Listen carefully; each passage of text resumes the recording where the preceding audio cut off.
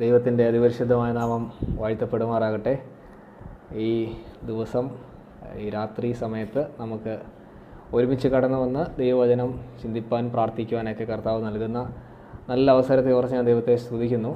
ഈ ആഴ്ച തൊട്ടിട്ട് നമ്മൾ ഫ്രൈഡേ നൈറ്റിൽ 9:30 ശേഷം ഇങ്ങനെ ഒരുമിച്ച് കൂടി വചനം ധ്യാനിക്കാമെന്നാണ് ചിന്തിക്കുന്നത്. ഇതിൻ്റെ ഉദ്ദേശം അന്യോന്യം പ്രാർത്ഥിക്കാനും തമ്മിൽ എൻകറേജ് ചെയ്യാനൊക്കെ ഉള്ളൊരു അവസരമായി ഇത് മാറട്ടെ എന്ന് പ്രാർത്ഥിക്കുന്നു. നമ്മൾ ഇവിടെ ചെയ്തുകൊണ്ടിരിക്കുന്നത് എഫേസ്യ ലേഖനത്തിൻ്റെ ഒരു റീഡിംഗ് ആണ്. ഞാൻ തുടങ്ങിയപ്പോൾ ഇങ്ങനെയാണ്. എഫേസ്യ ലേഖനം 1-ാം അധ്യായത്തിൽ നിന്ന് 3 കാര്യമാണ് പ്രധാനമായിട്ട് സംസാരിക്കുന്നത്. 3 കാര്യങ്ങളാണ്. നമ്മൾ ആദ്യം ചിന്തിച്ചത് അനുഗ്രഹം എന്നുള്ളൊരു വിഷയമാണ്. അത് നമ്മൾ ചില ദിവസങ്ങളെടുത്ത് അതിനെപ്പറ്റി പഠിക്കുവാനിടയായി തീർന്നു. അതിനുശേഷം ദൈവത്തിൻ്റെ ഹിതം, ദൈവഹിതത്തിൻ്റെ മർമ്മം, അങ്ങനെയുള്ളൊരു വിഷയത്തെപ്പറ്റി നമ്മൾ കഴിഞ്ഞ ദിവസം സംസാരിക്കുവാനിടയായി തീർന്നു. ഇനി അടുത്തൊരു വിഷയമാണ് 15-ാം വാക്യം മുതൽ, 1-ാം അധ്യായത്തിൻ്റെ 15-ാം വാക്യം മുതൽ നമ്മൾ കാണുന്നത്. അത് പ്രാർത്ഥനയാണ്. പ്രാർത്ഥന, പൗലോസിൻ്റെ പ്രാർത്ഥനയാണ്. 15 മുതൽ 23 വരെയുള്ള വാക്യങ്ങളിൽ നമ്മൾ കാണുന്നത് പൗലോസിൻ്റെ പ്രാർത്ഥനയാണ്. ഓക്കെ, അപ്പം മൂന്നാമതായിട്ട് ഈ അധ്യായത്തിൽ നിന്ന് 1-ാം അധ്യായത്തിൽ നമ്മൾ എംഫസൈസ് ചെയ്ത് പഠിക്കുന്ന പ്രാർത്ഥന എന്നുള്ളൊരു വിഷയത്തെപ്പറ്റി ചില റിഫ്ലക്ഷൻസും പൗലോസിൻ്റെ പ്രാർത്ഥനയും നമ്മൾ വരും ദിവസങ്ങളിൽ പഠിക്കുന്നതായിരിക്കും. ഇന്ന് 15 തൊട്ട് 23 വരെയുള്ള വാക്യത്തെ അടിസ്ഥാനപ്പെട്ട് ചില കാര്യങ്ങൾ പ്രാരംഭമായി പറയാനാണ് ഞാൻ ആഗ്രഹിക്കുന്നത്. ഈ 15 മുതൽ 23 വരെയുള്ള വാക്യം നമ്മൾ ശ്രദ്ധിച്ചാൽ ഇതിനെ നമുക്ക് 3ആയിട്ട് ഡിവൈഡ് ചെയ്യാൻ പറ്റും. ഈ ടെക്സ്റ്റിനെ 3ആയിട്ട് ഡിവൈഡ് ചെയ്യാൻ പറ്റും. 15ഉം 16ഉം വാക്യം പൗലോസിന് കിട്ടുന്ന ഒരു റിപ്പോർട്ടാണ്. പൗലോസിന് ഒരു റിപ്പോർട്ട് കിട്ടുക. എഫെസസിലുള്ള വിശ്വാസികളെ പറ്റി പൗലോസിന് ഒരു റിപ്പോർട്ട് കിട്ടുന്നു. പൗലോസ് അതിനോട് പ്രതികരിക്കുന്നു. പൗലോസിൻ്റെ റെസ്പോൺസ്, അതാണ് 15ഉം 16ഉം വാക്യത്തിൽ നമ്മൾ കാണുന്നത്. 2 കാര്യം ആ 2 വാക്യത്തിൽ കാണുന്നത്. 17 മുതൽ 19 വരെയുള്ള വാക്യത്തിലാണ് പൗലോസിൻ്റെ പ്രാർത്ഥന. എന്താണ് പ്രാർത്ഥനയുടെ വിഷയങ്ങൾ, പൗലോസിൻ്റെ പ്രാർത്ഥന വിഷയങ്ങൾ എന്താണ്, പ്രെയർ റിക്വസ്റ്റ് കാണുന്നത് 17 മുതൽ 19 വരെയുള്ള വാക്യത്തിലാണ്. പിന്നെ 20 തൊട്ട് 23 വരെയുള്ള വാക്യത്തിൽ നമ്മൾ കാണുന്നത് ദൈവശക്തിയെ പറ്റിയുള്ളൊരു വിശദീകരണം.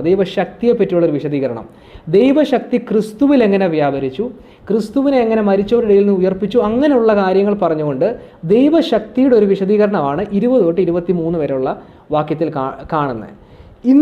ഇന്ന് നമ്മൾ ചെയ്യുന്നത് 15ഉം 16ഉം വാക്യമായിരിക്കും നമ്മൾ ഫോക്കസ് ചെയ്ത് സൂം ചെയ്ത് 15ഉം 16ഉം വാക്യത്തിലേക്കായിരിക്കും നമ്മുടെ ശ്രദ്ധ നമ്മൾ തുടർന്നുള്ള നിമിഷങ്ങളിൽ കൂടുതലായിട്ട് ചിന്തിക്കുന്നത്. 15ഉം 16ഉം വാക്യത്തിൽ നിന്ന് ഞാൻ പറയാൻ ഉദ്ദേശിക്കുന്ന കാര്യം ഞാൻ പറയാം. ഇന്ന് ഈ ടോക്ക് കഴിയുമ്പോൾ നമുക്ക് മനസ്സിലാക്കേണ്ട കാര്യം ഇത്രയേ ഉള്ളൂ. 2 എസെൻഷ്യൽ ബാലൻസസ്, അതായത് 2 വാക്യത്തിൽ നിന്ന് ക്രിസ്തീയ ജീവിതത്തിൽ നമുക്ക് ആവശ്യമുള്ള അല്ലെങ്കിൽ നമ്മൾ ഒരേപോലെ കൊണ്ടുപോകേണ്ട ചില കാര്യങ്ങൾ, ഒരു ജയകരമായ ക്രിസ്തീയ ജീവിതത്തിന് ആവശ്യമായിരിക്കുന്ന നമ്മൾ ഒരേപോലെ ജീവിതത്തിൽ കൊണ്ടുപോകേണ്ട ചില കാര്യങ്ങളാണ്. ഞാനിത് പറഞ്ഞു വരുമ്പോൾ ഈ വാക്യത്തിലേക്ക് നമ്മൾ ശ്രദ്ധിക്കുമ്പോൾ നമുക്കത് മനസ്സിലാകും. Essential balances in Christian life എന്നാണ് ഞാൻ ഇതിലൊരു ടൈറ്റിലായിട്ട് പറയുന്നത്. ബട്ട് ദെൻ പറഞ്ഞു വരുമ്പോൾ നിങ്ങൾക്ക് അതിൻ്റെ ആശയം മനസ്സിലാവും. നമുക്ക് ആ വാക്യത്തിലേക്ക് നമ്മുടെ ശ്രദ്ധ തിരിക്കാം. 15ഉം 16ഉം വാക്യം ഇങ്ങനെയാണ് എഴുതിയിരിക്കുന്നത്. അത് നിമിത്തം ഞാനും നിങ്ങൾക്ക് കർത്താവായ യേശുവിലുള്ള വിശ്വാസത്തെയും സകല വിശുദ്ധന്മാരോടുമുള്ള സ്നേഹത്തെയും കുറിച്ച് കേട്ടിട്ട് നിങ്ങൾക്ക് വേണ്ടി ഇടവിടാതെ സ്തോത്രം ചെയ്ത് എൻ്റെ പ്രാർത്ഥനയിൽ നിങ്ങളെ ഓർത്തും കൊണ്ട്. 15ഉം 16ഉം വാക്യം നമ്മൾ അതാണ് കാണുന്നത്. ആ വാക്യത്തിൽ ഞാൻ പറഞ്ഞതുപോലെ പൗലോസിന് ഒരു റിപ്പോർട്ട് കിട്ടുക. എഫെസസിൽ സഭ സ്ഥാപിച്ചത് പൗലോസാണ്. പൗലോസ് ആ എഫെസസ് സ്ഥലം വിട്ട്, ഇപ്പോൾ നമുക്കറിയാം പൗലോസ് റോമിൽ ഹൗസ് അറസ്റ്റിലായിരിക്കുന്ന ഒരു സമയമാണ്. അങ്ങനെ ഇരിക്കുന്ന പൗലോസ് ഏകദേശം ഒരു 5-6 വർഷത്തിന് ശേഷമാണെന്നാണ് സ്കോളേഴ്സിൻ്റെ അഭിപ്രായം. ഒരു 6 വർഷം എന്ന് കൂട്ടിക്കോ. 6 വർഷത്തിന് ശേഷം പൗലോസിന് എഫെസസിലുള്ള വിശ്വാസികളെ പറ്റി ഒരു റിപ്പോർട്ട് ലഭിക്കുക. ആ റിപ്പോർട്ടാണ് നമ്മൾ 15ആം വാക്യത്തിൽ കാണുന്നത്.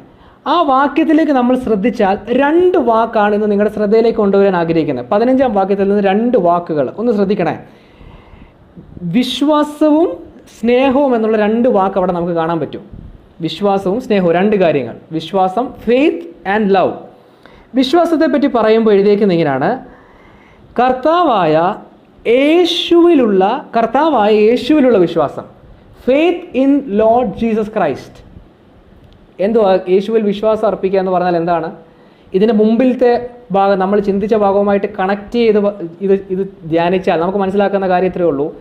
ആദ്യത്തെ ഭാഗം നമ്മൾ ചിന്തിച്ചാണ്, അവിടെ ആവർത്തിച്ച് വരുന്നൊരു വാക്കുണ്ട്, ക്രിസ്തുവിലാകുക.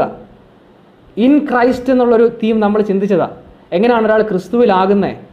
ഒരു രക്ഷകൻ്റെ ആവശ്യകതയും, അല്ലെങ്കിൽ പാപിയായിരിക്കുന്ന മനുഷ്യന് സ്വന്തം പ്രയത്നത്താൽ ഒന്നും ദൈവത്തിൻ്റെ സന്നിധിയിലേക്ക് അടുക്കുവാൻ കഴിയത്തില്ലെന്നുള്ള ബോധ്യത്താൽ യേശുവിൽ ആശ്രയിച്ച്, യേശുവിൻ്റെ ആ ക്രൂശ് മരണത്തിൽ, ആ വീണ്ടെടുപ്പിൽ ആശ്രയിക്കുന്ന ഒരു വ്യക്തി ക്രിസ്തുവിലായിത്തീരുകയാണ്.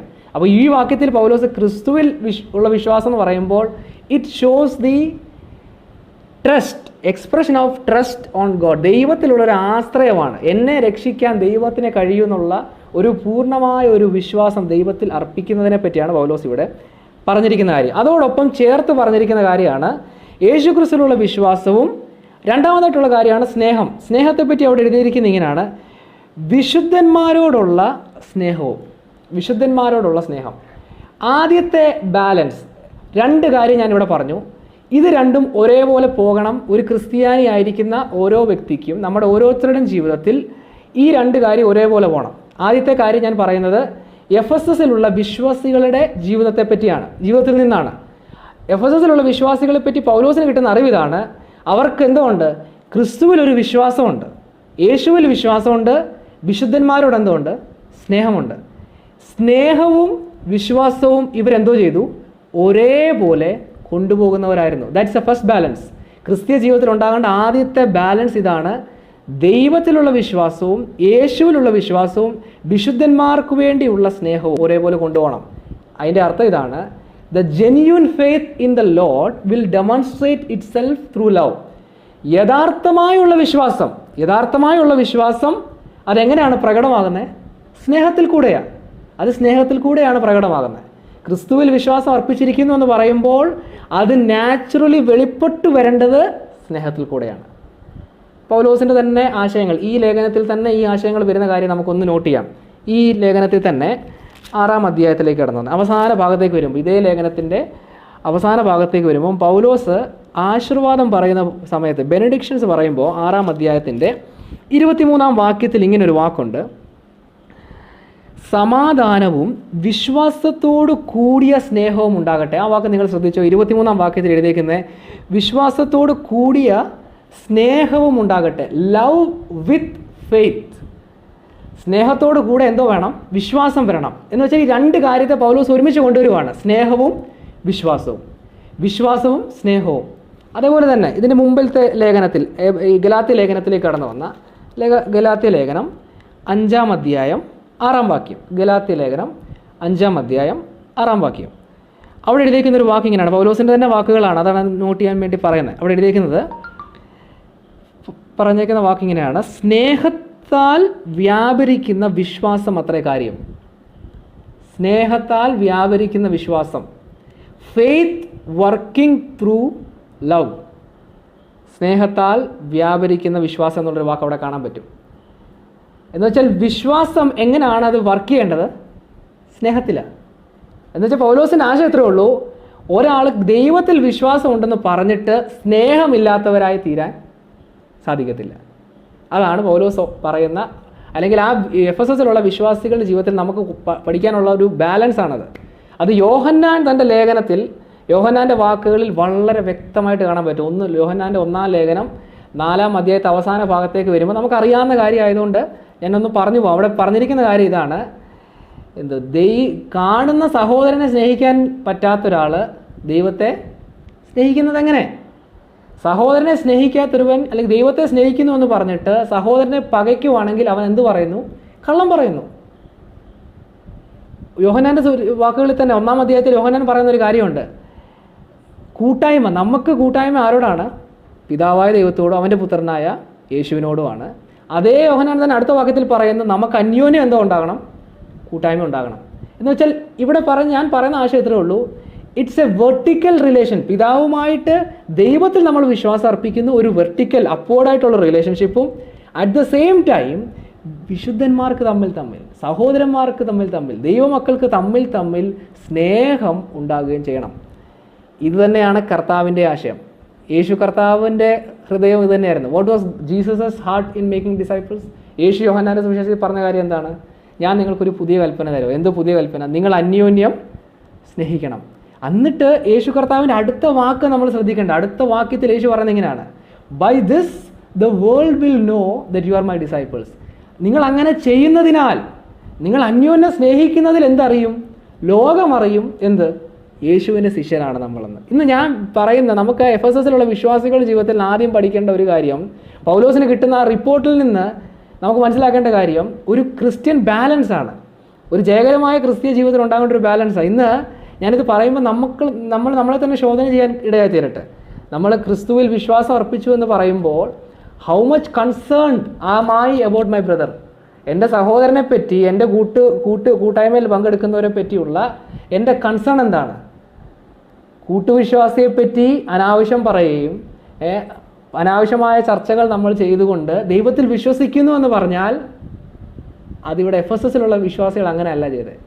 എഫെസസിലുണ്ടായിരുന്ന സഭ ചെയ്തത്, അവർ ദൈവത്തിൽ ആശ്രയം അർപ്പിച്ചു, ദൈവത്തിൽ വിശ്വസിച്ചു, ആ വിശ്വാസം സ്നേഹത്തിൽ പ്രകടമായി വന്നു. അതാണ് ഒന്നാമത്തെ ബാലൻസ്, ഫെയ്ത്ത് ആൻഡ് ലവ്. ഇതാണ് പൗലോസ് ആ ഒരു റിപ്പോർട്ട് കേൾക്കുമ്പോൾ ഉണ്ടാകുന്ന ആ റിപ്പോർട്ടിൽ നമുക്ക് മനസ്സിലാക്കാൻ പറ്റുന്ന ഒരു കാര്യം. ഇനി രണ്ടാമതായിട്ട് മറ്റൊരു ബാലൻസ് ഞാൻ പറയാൻ ആഗ്രഹിക്കും, സെക്കൻഡ് ബാലൻസ്. ഇത് പൗലോസിൻ്റെ റെസ്പോൺസിൽ നിന്നാണ്. ഒന്നാമതായിട്ട് ഞാൻ പറഞ്ഞത് എഫെസസിലുള്ള സഭയോടുള്ള ബന്ധത്തിലാണ്. രണ്ടാമതായിട്ട് ഞാൻ ഇനി പറയുന്നത് പൗലോസ് ചെയ്ത പ്രതികരണത്തിൽ നിന്ന് ഒരു ബാലൻസും കൂടി ഹൈലൈറ്റ് ചെയ്ത് ഇന്നത്തെ ചിന്ത അവസാനിപ്പിക്കാനാണ് ഞാൻ ആഗ്രഹിക്കുന്നത്. നമുക്ക് ആ വാക്യത്തിലേക്ക് കടന്നു വരാം. ഇനി 16-ാം വാക്യത്തിലേക്ക് വരുമ്പോൾ അവിടെ എഴുതിയിരിക്കുന്നത് ഇങ്ങനെയാണ്, നിങ്ങളെക്കുറിച്ച് കേട്ടിട്ട് നിങ്ങൾക്ക് വേണ്ടി ഇടവിടാതെ സ്തോത്രം ചെയ്ത് എൻ്റെ പ്രാർത്ഥനയിൽ നിങ്ങളെ ഓർത്തു. പൗലോസിന് കേട്ട നല്ല കേൾവി, ആ സഭയെപ്പറ്റി ഉണ്ടായ അവരെ സ്നേഹവും വിശ്വാസവും ഒരേപോലെ ക്രിസ്തുവിലുള്ള വിശ്വാസവും സഹോദരന്മാർക്ക് സ്നേഹം ഉണ്ടെന്ന് കേട്ടപ്പോൾ പൗലോസ് ചെയ്തൊരു കാര്യം അവിടെ ഉണ്ട്. പൗലോസ് എന്തോ ചെയ്യുന്നത്? ദൈവത്തിന് നന്ദി പറയുന്നതോടൊപ്പം ഇടവിടാതെ അവർക്ക് വേണ്ടി പ്രാർത്ഥിച്ചു എന്ന് കാണാൻ പറ്റും. പൗലോസിൻ്റെ മറ്റുള്ള ലേഖനങ്ങൾ നമ്മൾ ശ്രദ്ധിച്ചാൽ മിക്ക ലേഖനത്തിൻ്റെയും പ്രാരംഭത്തിൽ സ്റ്റാർട്ടിംഗ് പോർഷനിൽ പൗലോസ് പ്രാർത്ഥിക്കുന്നത് നമുക്ക് കാണാൻ പറ്റും. ഒരു ഉദാഹരണത്തിന് വേണ്ടി 1-2 ഭാഗം നമുക്ക് നോക്കാം. റോമാലേഖനത്തിലേക്ക് കടന്നു വന്നാൽ റോമാലേഖനം 1-ാം അധ്യായം അതിൻ്റെ 9-ാം വാക്യത്തിലേക്ക് ശ്രദ്ധിച്ച്. റോമാലേഖനം 1-ാം അധ്യായം 9-ാം വാക്യം ഇങ്ങനെ എഴുതിയിരിക്കുന്നത്, ഞാൻ ഇടവിടാതെ നിങ്ങളെ ഓർത്തുകൊണ്ട് ദൈവ ഇഷ്ടത്താൽ എപ്പോൾ എങ്കിലും നിങ്ങളുടെ അടുക്കൽ വരുവാൻ സാധിക്കേണ്ടതിന് എൻ്റെ പ്രാർത്ഥനയിൽ എപ്പോഴും യാചിക്കുന്നു. പൗലോസ് റോമിലുള്ള വിശ്വാസികളെ പറ്റി പറയാണ്. പൗലോസ് കാണാത്തൊരു വിശ്വാസികളാണ്. എപ്പോഴെങ്കിലും നിങ്ങളെ വന്ന് കാണണമെന്ന് എനിക്ക് ആഗ്രഹമുണ്ട്. അപ്പോൾ കാണാത്തൊരു കൂട്ടം വിശ്വാസികളെ പറ്റിയും പൗലോസ് അവിടെ എന്തോ ചെയ്യുന്നത്? ഇടവിടാതെ പ്രാർത്ഥിക്കുന്നു. ഇനിയിപ്പോൾ നമ്മൾ ഫിലിപ്പിയ ലേഖനത്തിലേക്ക് വന്നാൽ ഇതേ വാക്ക് കാണാൻ പറ്റും. ഫിലിപ്പിയ ലേഖനം 1-3 വാക്യത്തിൽ ഇങ്ങനെ എഴുതിയിരിക്കുന്നത്, ഞാൻ നിങ്ങൾക്കെല്ലാവർക്കും വേണ്ടി കഴിക്കുന്ന സകല പ്രാർത്ഥനയിലും എപ്പോഴും സന്തോഷത്തോടെ പ്രാർത്ഥിച്ചു. കൊലോസ് ലേഖനത്തിൽ ഇതേ ചേർന്ന് സെയിം ആയിട്ടുള്ള കാര്യം കാണാൻ പറ്റും. പൗലോസിൻ്റെ പല ലേഖനങ്ങളുടെയും starting prayer and thanksgiving, പ്രാർത്ഥനയും ദൈവത്തോടുള്ള നന്ദി നമുക്കവിടെ കാണാൻ പറ്റും. ഞാൻ പറയുന്ന കാര്യം, പ്രാർത്ഥന പൗലോസിൻ്റെ ജീവിതത്തിലും പൗലോസിൻ്റെ ശുശ്രൂഷയിലും ഒരു പ്രധാന പങ്ക് വഹിച്ചിരുന്നു. പ്രാർത്ഥന ഈ ലേഖനത്തിൻ്റെ എഫേസ്യ ലേഖനത്തിൻ്റെ ഒരു സ്ട്രക്ചർ, അതിൻ്റെ ഒരു ഘടന നമ്മൾ മനസ്സിലാക്കിയാൽ അതിൻ്റെ ഒരു ഇമ്പോർട്ടൻസ് ഞാനൊന്ന് ഹൈലൈറ്റ് ചെയ്യാൻ ആഗ്രഹിക്കുന്നു. നിങ്ങൾ ഒന്ന് ശ്രദ്ധിക്കുക. നമ്മൾ നേരത്തെ പറഞ്ഞ കാര്യമായിരിക്കാം, ബട്ട് ഞാൻ ഒന്നും കൂടി അത് സ്ട്രെസ് ചെയ്ത് പറയാനാണ് ആഗ്രഹിക്കുന്നത്. എഫേസ്യ ലേഖനം നമ്മൾ ചിന്തിക്കുമ്പോൾ 1-ാം അധ്യായത്തിൻ്റെ 3 മുതൽ 14 വരെ വാക്യത്തിൽ നമ്മൾ എന്ത് കണ്ടേ? ആത്മീയ അനുഗ്രഹങ്ങളെ പറ്റിയുള്ള ഒരു എക്സ്പോസിഷനാണ്. ഒരു ദൈവവചനത്തിൻ്റെ ഒരു ഭാഗം പൗലോസ് വളരെ ശക്തമായി അവിടെ രേഖപ്പെടുത്തിയിരിക്കുന്നു, ഒരു എക്സ്പോസിഷൻ. അത് കഴിഞ്ഞിട്ട് ഉടനെ തന്നെ 15-ാം വാക്യം തൊട്ട് എന്തോ കാണുന്നത്? പ്രാർത്ഥനയാണ്. 15 മുതൽ 23 വരെ പ്രാർത്ഥനയാണ്. ഇനി നമ്മൾ 2-ാം അധ്യായം 1-ാം വാക്യം ശ്രദ്ധിച്ചാൽ 2-ാം അധ്യായം 1-ാം വാക്യം മുതൽ 3-ാം അധ്യായത്തിൻ്റെ 13-ാം വാക്യം വരെയും എക്സ്പോസിഷനാണ്. വചനത്തിലെ പല കാര്യങ്ങൾ പൗലോസ് സഭയ്ക്ക് ലേഖനം എഴുതുകയാണ്, ഒരു എക്സ്പോസിഷനാണ്. പക്ഷെങ്കിൽ 3-ാം അധ്യായത്തിൻ്റെ 14-ാം വാക്യം തൊട്ട് വീണ്ടും ഒരു പ്രാർത്ഥന കാണാൻ പറ്റും. ഞാൻ പറയുന്നത് ഇത്രേ ഉള്ളൂ, ഒരു എക്സ്പോസിഷൻ ഉണ്ട്, പ്രാർത്ഥന, വീണ്ടും എക്സ്പോസിഷൻ, വീണ്ടും പ്രാർത്ഥന, അല്ലെങ്കിൽ പ്രീച്ചിങ് പ്രേയർ. വചനത്തോടൊപ്പം പൗലോസ് ചെയ്ത അടുത്ത കാര്യം എന്താ? പ്രാർത്ഥിക്കുക. ഇനി ഈ രണ്ട് പ്രാർത്ഥനകൾ വരും ദിവസങ്ങളിൽ നമ്മൾ പ്രാർത്ഥനയുടെ ഓരോ വിഷയങ്ങളും നമ്മൾ വ്യക്തമായിട്ട് അതിനെപ്പറ്റിയൊക്കെ നമ്മൾ ധ്യാനിക്കും. പ്രാർത്ഥന എന്തിനെ പറ്റിയാണ് പ്രാർത്ഥിക്കുന്നത് അതൊക്കെ നമ്മൾ ചിന്തിക്കും. ബട്ട് ദെൻ ഒരു സമ്മറി പോലെ അതിൻ്റെ ഏറ്റവും പീക്കായിട്ടുള്ളൊരു കാര്യം പറഞ്ഞാൽ ഈ രണ്ട് പ്രാർത്ഥനയിലും കാണുന്ന കാര്യം എന്താ പറയുക? ഒന്നാം അധ്യായത്തിൽ പ്രാർത്ഥനയിൽ പൗലോസ് പ്രാർത്ഥിക്കുന്ന ഒരു എൻലൈറ്റൻമെൻറ്റ് വേണ്ടിയാണ്. ദൈവത്തിൻ്റെ ആത്മാവിനാൽ ഹൃദയത്തിൻ്റെ ദൃഷ്ടിക്കൊരു പ്രകാശനം സംഭവിക്കാൻ വേണ്ടിയുള്ള പ്രാർത്ഥനയാണ്. മൂന്നാം അധ്യായത്തിലെ പ്രാർത്ഥന എന്ത് പറയുമോ? ആത്മാവിനാൽ അകത്തെ മനുഷ്യൻ ശക്തിപ്പെടാൻ വേണ്ടിയുള്ള പ്രാർത്ഥനയാണ്. എന്ന് വെച്ചാൽ വചനവും at the same time Paulose balance ചെയ്യുന്ന അടുത്ത കാര്യം എന്ത് പറയുമോ? ആത്മാവുമാണ്. പ്രസംഗവും ഉണ്ട്, എന്തുകൊണ്ട് അതിൻ്റെ കൂടെ പ്രാർത്ഥനയുണ്ട്. ദൈവവചനവുമുണ്ട്, അതോടൊപ്പം എന്തുകൊണ്ട്? ആത്മാവുമുണ്ട്. ഇന്ന് നമുക്കൊരു അനുഗ്രഹിക്കപ്പെട്ട ഒരു കംപ്ലീറ്റ് ക്രിസ്ത്യൻ ലിവിങ്ങിന് ഉണ്ടായിരിക്കുന്ന കാര്യം ഇതാണ്. We need to balance between word of God and God spirit. പ്രാർത്ഥനാ ജീവിതവും വചനധ്യാനവും ഒരേപോലെ ബാലൻസ് ചെയ്യേണ്ട കാര്യമാണ്. ഇന്ന് ക്രിസ്തീയ കോളത്തിൽ അല്ലെങ്കിൽ പെന്തക്കോസ്റ്റൽസിൻ്റെ ഇടയിൽ പറ്റിപ്പോയാക്കുന്ന ഒരു കുഴപ്പം ഇതാ, ഈ ബാലൻസ് നഷ്ടപ്പെട്ടു പോയി. കുറച്ച് പേര് എങ്ങോട്ട് ചായഞ്ഞു? പ്രാർത്ഥനയാണ്, കാത്തിരിപ്പാണ്, ആത്മാവാണെന്ന് പറഞ്ഞ് ഒരു സൈഡിലേക്ക് അങ്ങ് പോവുക. എന്ത് നഷ്ടപ്പെടുത്തിക്കൊണ്ട്? വചനത്തിൻ്റെ പ്രാധാന്യതയെ എടുത്തു കളഞ്ഞുകൊണ്ട്. ഇന്ന് നമ്മൾ ഈ ഭാഗത്തുനിന്ന് പൗലോസിൻ്റെ ആ ഒരു പാറ്റേണിൽ നിന്ന് നാം പഠിക്കേണ്ട കാര്യം ഇതാണ്. ഇത് രണ്ടും എങ്ങനെ കൊണ്ടുപോകേണ്ട കാര്യമാണ്? ഒരു ബാലൻസ്ഡായിട്ട് കൊണ്ടുപോകേണ്ട കാര്യമാണ്. ഞാൻ പറയുന്നതിൻ്റെ കാരണം ഇന്ന് പ്രാർത്ഥിക്കാനിരിക്കുമ്പോൾ വചനത്തിന് അവിടെ പ്രാധാന്യം ഇല്ലാതെ പോവുകയാണ്. വചനധ്യാനത്തിൻ്റെ പ്രാധാന്യം നഷ്ടപ്പെട്ടു പോവുകയാണ്. പല വിശ്വാസികൾക്കും റെഗുലറായിട്ടുള്ള ബൈബിൾ സ്റ്റഡിയോ ബൈബിൾ ധ്യാനമോ ഇല്ല. ഒരു ചടങ്ങിന് വേണ്ടിയുള്ള വായനയുടെ കാര്യമല്ല, ദൈവശബ്ദം വചനത്തിൽ നിന്ന് കേൾക്കുന്ന നിലയിലുള്ള strong study of God's word, ദൈവവചനത്തിൻ്റെ ധ്യാനം, അതോടൊപ്പം പ്രാർത്ഥനയും ആത്മാവിലുള്ള ജീവിതവും പരിശുദ്ധാത്മാവിൽ നയിക്കുന്ന ജീവിതവും വചനത്തിൻ്റെ പഠനവും ധ്യാനവും ഒരേപോലെ ബാലൻസ് ചെയ്യുമ്പോഴാണ് ഒരു ക്രിസ്തീയ ജീവിതം ധന്യമായി തീരുന്നത്. ഇനി ഞാൻ ചില കാര്യങ്ങൾ കൂടി പറയാം. അത് എന്നെ കേൾക്കുന്ന കൂടുതൽ പേര് ശുശ്രൂഷയിലുള്ളവരായതുകൊണ്ട് അതിനോടുള്ള ബന്ധത്തിൽ ചില കാര്യങ്ങൾ നമുക്കൊരു ആപ്ലിക്കേഷൻ എന്ന നിലയിൽ, ശുശ്രൂഷയിൽ നിൽക്കുന്ന നമുക്കൊരു ആപ്ലിക്കേഷൻ എന്ന നിലയിൽ ഞാൻ ചില കാര്യങ്ങൾ പറയട്ടെ. പൗലോസിൻ്റെ ആ ശുശ്രൂഷയുടെ ശൈലി നമ്മൾ കണ്ടല്ലോ. പ്രസംഗമുണ്ട്, അല്ലെങ്കിൽ ദൈവവചനം പറഞ്ഞ പൗലോസ് ഉടനെ ചെയ്യുന്ന അടുത്ത കാര്യം എന്താ? പ്രാർത്ഥനയാണ്. പ്രീച്ചിങ് ആൻഡ് പ്രെയർ ഒരേപോലെ കൊണ്ടുപോകേണ്ട ഒരു ആവശ്യമുണ്ട്. ഇന്ന് ഞാൻ പറയാൻ കാരണം നമ്മുടെ ഇടയിൽ ഒരു ഫാൾസ് ഡൈക്കോട്ടമി ഉണ്ടായിട്ടുണ്ട്. ഒരു തെറ്റായ ഒരു ഡിവിഷൻ, അനാവശ്യമായ ഒരു ഡിവിഷൻ. എന്തോ ഡിവിഷൻ എന്നറിയോ? ചില പ്രസംഗങ്ങൾ കേട്ട് കഴിയുമ്പോൾ ആൾക്കാർ പറയും, അവനൊരു പണ്ഡിതനാണ് കേട്ടോ. എന്താ അവൻ പണ്ഡിതനാണെന്നറിയോ? എമോവസ് തൊട്ടിട്ട് എരുശലേം വരെ ഇത്ര ദൂരം ഉണ്ടായിരുന്നു, അല്ലെങ്കിൽ എരിഹോ തൊട്ടിട്ട് എരുശലേം വരെ ഇത്ര ദൂരമാണ്. ഇങ്ങനെയുള്ള കുറച്ച് കാര്യങ്ങൾ പറഞ്ഞ് എഫേസസിലെ ലേഖനം എഴുതിയത് ഇതാണ്, ഇതിൻ്റെ ഗ്രീക്ക് ഇതാണ്, അതിൻ്റെ ഹീബ്രു ഇതാണ്, ഇതൊക്കെ പറഞ്ഞു കഴിയുമ്പോൾ കേൾക്കുന്നവർ പറയും എന്താണ്? ഇവനൊരു പണ്ഡിതനാണ്. അതിൻ്റെ നേരെ വിപരീതമായി മറ്റൊരു വശമുണ്ട്. എന്തു പറയുമോ? ഒരു പ്രസംഗം കേട്ട് കഴിയുമ്പോൾ കുറേ കയ്യടിയുമുണ്ട്, നല്ല ശബ്ദം ഉയരുന്നുണ്ട്, പിന്നെ നമ്മുടെ ഇടയിൽ അന്യഭാഷയുണ്ട്, പിന്നെ അതിൻ്റെ ഇടയ്ക്കൂടെ രണ്ടുപേരൊക്കെ ദൂതൂടെ പറഞ്ഞു കഴിഞ്ഞാൽ ആ കേട്ട പ്രസംഗത്തെപ്പറ്റി പറയും എന്താണിത്? ഇത് ആത്മാവിലാണ്, ഇവൻ അഭിഷക്തനാന്ന് പറയും. ഇതൊരു തെറ്റായ ഒരു ഡൈക്കോട്ടമി നമ്മുടെ ഇടയിൽ വന്നു തുടങ്ങി. സത്യത്തിൽ ഇവിടെ പൗലോസ് ചെയ്യുന്ന എന്തുവാ? പൗലോസ് വചനം പ്രസംഗിച്ചിട്ട് പൗലോസ് എന്ത് ചെയ്യുക? പ്രാർത്ഥിക്കുക. നമ്മുടെ ശുശ്രൂഷയിൽ നമുക്ക് ആവശ്യമുള്ള ഇതാണ്. നമ്മുടെ വചന ശുശ്രൂഷയിൽ ആത്മാവ് ക്രിയ ചെയ്യേണ്ടതിന് വേണ്ടി നമ്മൾ ശബ്ദം ഉയർത്തി ബഹളം വെക്കുന്ന കാര്യമല്ല ഈ പറയുന്നത്. പ്രാർത്ഥിക്കുകയാണ്. പ്രാർത്ഥനയിൽ എന്ത് സംഭവിക്കും? ആത്മാവ് ഹൃദയത്തിൻ്റെ ദൃഷ്ടി പ്രകാശിപ്പിക്കും. ആത്മാവ് അകത്തെ മനുഷ്യനെ ശക്തിപ്പെടുത്തും. ഇനിയിപ്പം അടുത്ത ദിവസങ്ങളിലെ സെഷനിൽ പൗലോസിൻ്റെ ഈ ഒന്നാം അധ്യായത്തിലെ പ്രാർത്ഥനയും പൗലോസ് ഇതിന് മുമ്പ് പറഞ്ഞ വചനവും നമ്മളൊന്ന് കമ്പയർ ചെയ്ത് പഠിക്കും. എന്തിനാന്ന് വെച്ചാൽ അപ്പം നമുക്ക് മനസ്സിലാകും പൗലോസിൻ്റെ പ്രാർത്ഥന എന്ത് വരുന്നറിയോ? അവിടെ രോഗികളായിരിക്കുന്നവർ ഈ വായന കേട്ടുകൊണ്ടിരിക്കുമ്പോൾ വിടുതൽ കിട്ടുന്ന കാര്യമല്ല പൗലോസ് പറഞ്ഞത്. അതിനെപ്പറ്റിയല്ല പൗലോസ് പ്രാർത്ഥിക്കുന്നത്. പൗലോസിൻ്റെ പ്രാർത്ഥന അവിടെ നമ്മൾ ശ്രദ്ധിച്ചാൽ പറഞ്ഞ വചനഭാഗം ഹൃദയത്തിൻ്റെ ദൃഷ്ടി പ്രകാശനം ഉണ്ടായിട്ട് ആ ജനം മനസ്സിലാക്കണം. അവിടെയാണ് ആത്മാവിൻ്റെ ക്രിയ നടക്കുന്നത്. നമുക്കിന്ന് ശുശ്രൂഷയിൽ ഉണ്ടാകേണ്ട ബാലൻസിനെ പറ്റിയാണ് ഞാൻ പറയുന്നത്. പ്രെയർ പ്രീച്ചിങ് ദാറ്റ് കിൽസ്, ഒരു ഫേമസ് ആയിട്ടുള്ള കൊട്ടേഷനുണ്ട്. ഞാൻ എപ്പോഴും ചിന്തിക്കുകയും നമ്മളെപ്പോഴും നമ്മുടെ ഡയറിയിലൊക്കെ എഴുതി വെക്കണം. Preaching that kills is prayerless preaching. പ്രാർത്ഥിക്കാത്ത പ്രസംഗങ്ങൾ, പ്രാർത്ഥനയില്ലാത്ത പ്രസംഗങ്ങളാണ് എന്തു ചെയ്യുന്നത്? Dead preaching.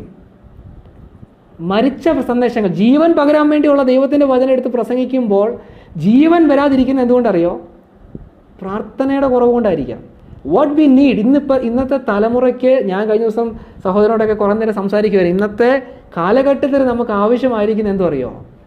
We need biblically sound, വചനത്തിൽ അടിസ്ഥാനപ്പെട്ട, ആത്മാവിൽ നിറഞ്ഞ, പ്രാർത്ഥനയിൽ തയ്യാറാക്കിയ പ്രസംഗങ്ങളാണ് നമുക്ക് വേണ്ടത്.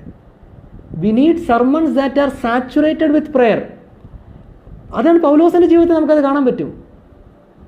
അല്ലെങ്കിൽ ഞാനിന്ന് പറയുന്ന ആ രണ്ടാമത്തെ ബാലൻസ് വളരെ ഗൗരവമായിട്ട് നമുക്ക് നമ്മുടെ ജീവിതത്തിൽ, നമ്മുടെ ശുശ്രൂഷയിൽ അപ്ലൈ ചെയ്യുവാൻ കഴിയണം.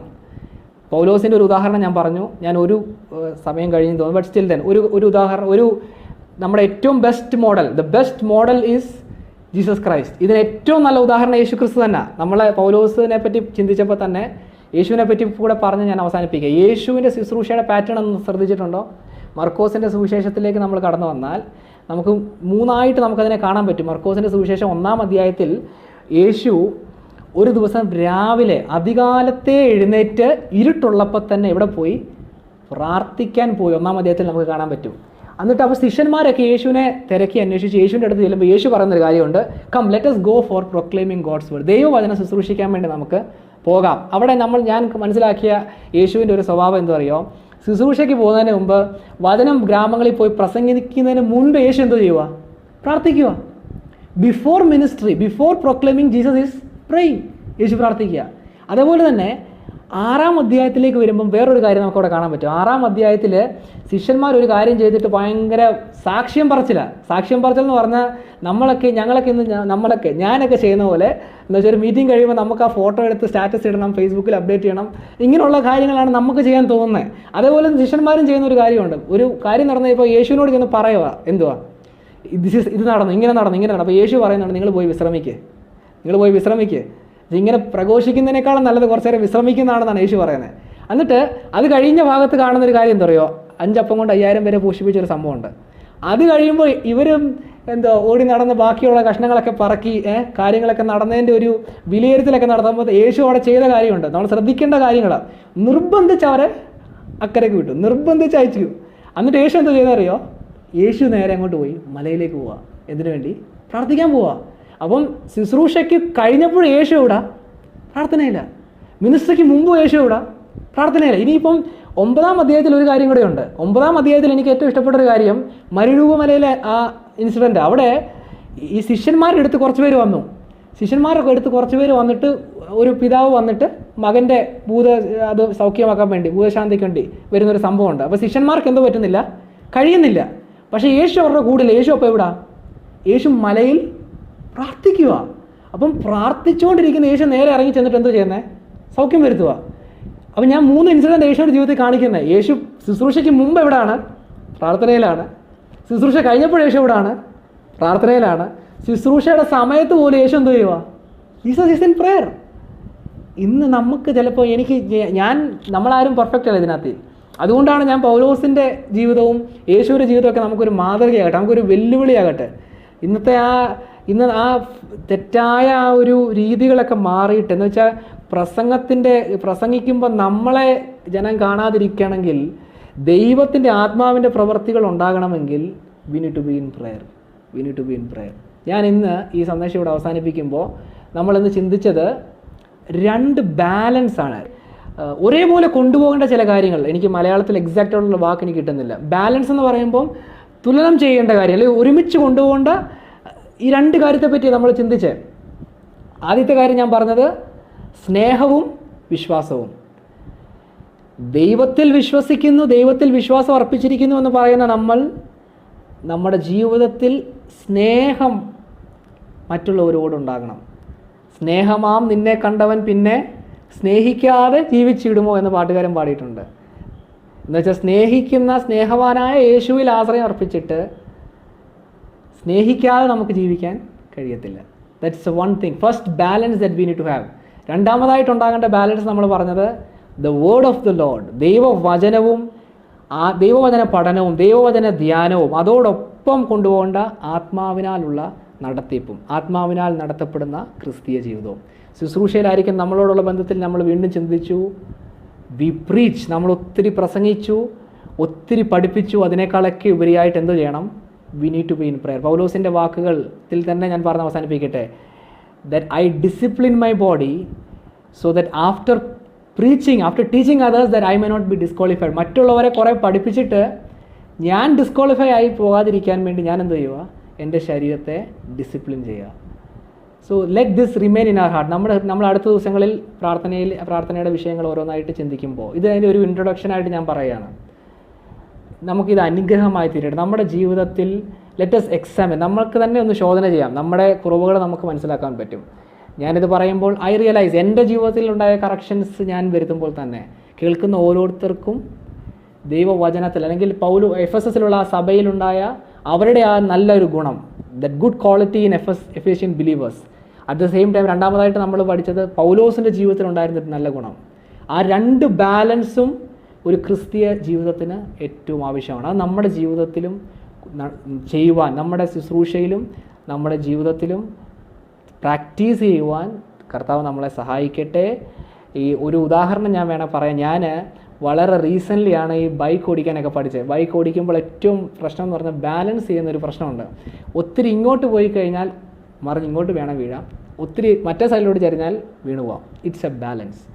ഒരു സൈഡിലോട്ട് പോളറൈസ് ചെയ്ത് പോകാതെ ആത്മാവാണെന്ന് പറഞ്ഞ് ഇവിടെ നമ്മുടെ ഇടയിൽ കണ്ടുവരുന്ന ഒരു പ്രവണതയുടെ പുറകെ, ഒരു സൂപ്പർഫിഷ്യലായിട്ടുള്ളൊരു എക്സൈറ്റ്മെൻറ്റ് പുറകെ പോകാതെ ലെറ്റ് നമ്മുടെ ആത്മാവിൻ്റെ എല്ലാ പ്രവൃത്തികളും പൂർണ്ണ സ്വാതന്ത്ര്യത്തോടെ നടക്കുമ്പോൾ വചനത്തിൽ അടിയുറച്ച ഒരു വിശ്വാസിയായി ക്രിസ്തുവിൽ നമ്മുടെ വിശ്വാസം അർപ്പിച്ച് സ്നേഹത്തോടെ ജീവിപ്പാൻ, സ്നേഹത്തിൽ വ്യാപരിക്കുന്നൊരു വിശ്വാസം, അത് നമ്മുടെ ജീവിതത്തിൽ ഉണ്ടാകുവാൻ കർത്താവ് നമ്മളെ സഹായിക്കട്ടെ എന്ന് പറഞ്ഞുകൊണ്ട് ഞാൻ എൻ്റെ വാക്കുകൾ അവസാനിപ്പിക്കുന്നു. We can pray and conclude.